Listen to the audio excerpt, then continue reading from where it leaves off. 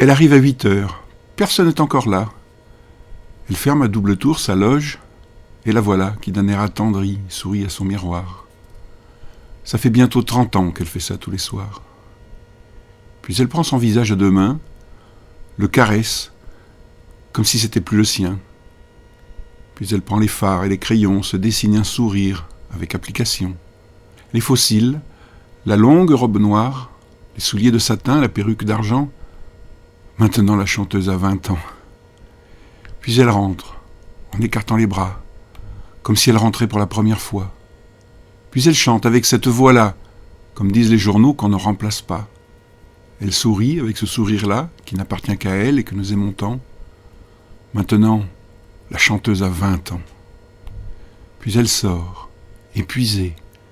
Son maquillage fond. Elle répond d'un air triste à 2 ou 3 questions. Elle s'habille en civil. Elle rentre dans l'auto, puis s'endort sur l'épaule de son impresario. Elle revoit l'Alcazar et Deauville, à l'époque où les hommes étaient encore dociles. Elle revoit même ce petit chanteur, sacrifiant son cachet pour lui offrir des fleurs. Elle revoit ces amoureux transis qui jetaient dans son lit des colliers de diamants. Maintenant, la chanteuse a 20 ans. Puis elle rentre, en écartant les bras, comme si elle rentrait pour la première fois. Puis elle chante avec cette voix-là, comme disent les journaux qu'on ne remplace pas.